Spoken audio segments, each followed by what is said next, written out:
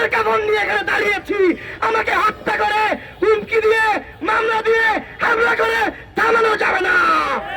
সে তো আমাকে মারতে চায়, তাহলে কি চুরি পরে আমি বসে থাকবো নাকি? সাহস থাকলে সামনে এসে আমাকে মারেন, আমি হাসতে হাসতে জীবন দিব। আমরা আইনের প্রতি শ্রদ্ধাশীল হয়েছি, অথচ এই জঙ্গিরা এরা কেমন জঙ্গি একটা উদাহরণ দেই। ঢাকা মহাখালীতে নিষিদ্ধ সংগঠনের মিছিল হচ্ছে, একজন সাধারণ মানুষ যার কিনা দায়িত্ব নিষিদ্ধ কার্যক্রম বন্ধ করা, সে বাধা দিল।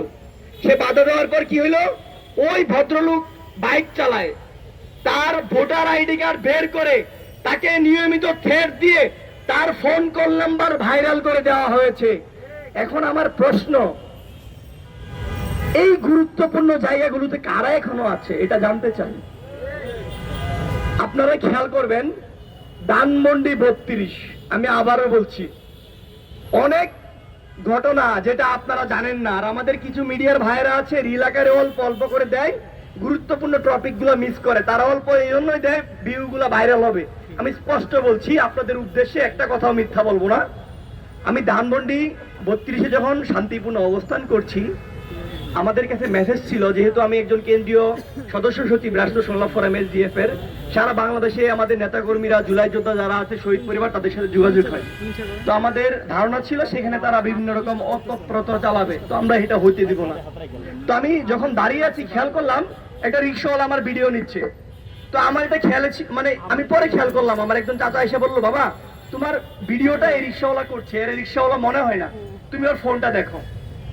তো মিডিয়ার বাইরে কয়েকজন ছিল, তার কাছে যাই দেখি আমার ভিডিওটা টোটালি, অথচ তার দুদিন আগে আমাকে হত্যার হুমকি দেওয়া হয়েছে। তারপর সে বললো সে সাধারণ মানুষ, অথচ তার ফেসবুকে যখন স্ক্রল করা হইলো সে যুবলীগের একজন সদস্য। এখানে আমার ভুলটা কোথায়? সে তো আমাকে মারতে চায়, তাহলে কি চুরি পরে আমি বসে থাকবো নাকি? তখন তাকে আমি আইনের হাতে তুলে দেই। এটা নিয়ে সুশীল পাড়ায় অনেক বক্তব্য হইলো, অনেক আন্দোলন হইলো, অনেক কথাবার্তা হইলো। ওকে, হঠাৎ সমস্যা নাই। তারপরে আরেকটা কথায় আসি। তারপরে যেটা হলো, আরেক ভদ্রলোক মিডিয়ার আইডি কার্ড ঝুলাই আসলো আমার কাছে কয়েকবার, আয়ুষ ভাই আপনি আমার একটু সাইডে আসেন 5 মিনিট। কেন?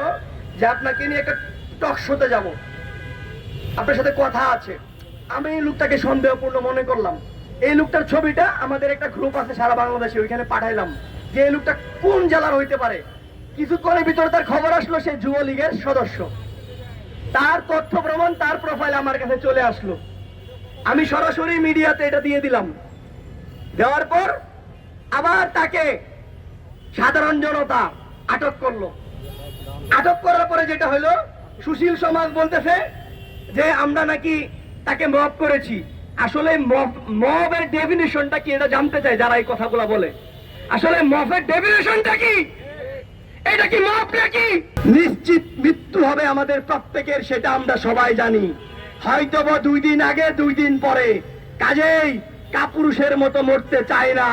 যারা আমার হাতের দাম নির্ধারণ করেন তাদেরকে বলি, সাহস থাকলে সামনে এসে আমাকে মারেন, আমি হাসতে হাসতে জীবন দিব। যতক্ষণ পর্যন্ত আমার শরীরে শক্তি আছে ততক্ষণ পর্যন্ত আমি লড়াই করে যাব ইনশাল্লাহ। একজন ভদ্রলোক যিনি আসলো, একটা ইয়াং ছেলে, আমার কাছে সব তথ্য প্রমাণ আছে।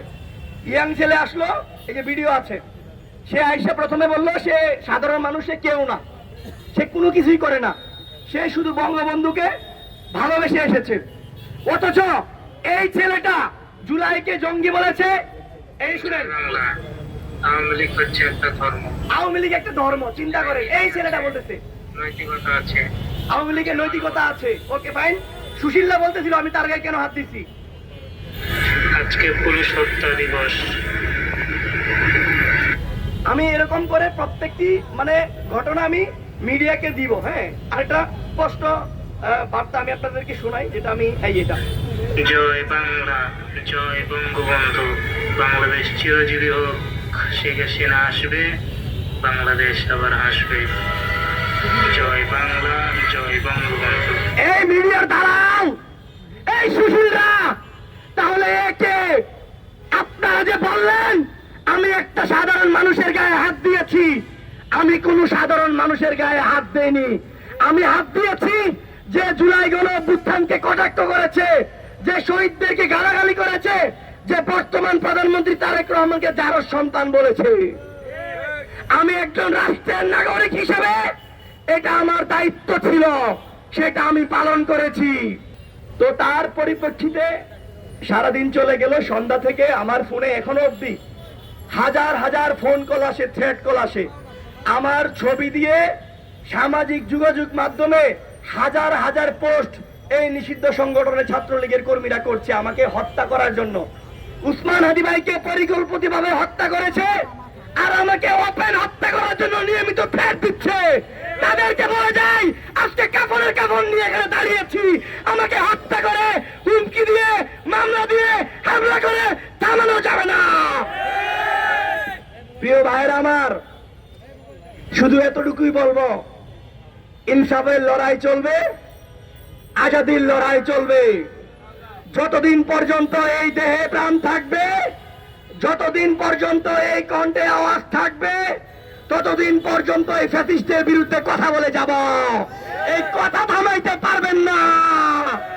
আপনারা মনে করেছেন আমার লাইভ লোকেশন বের করে আমাকে সামাজিক যোগাযোগ মাধ্যমে অপপ্রচার চালিয়ে আমাকে হত্যা করে থামাতে পারবেন?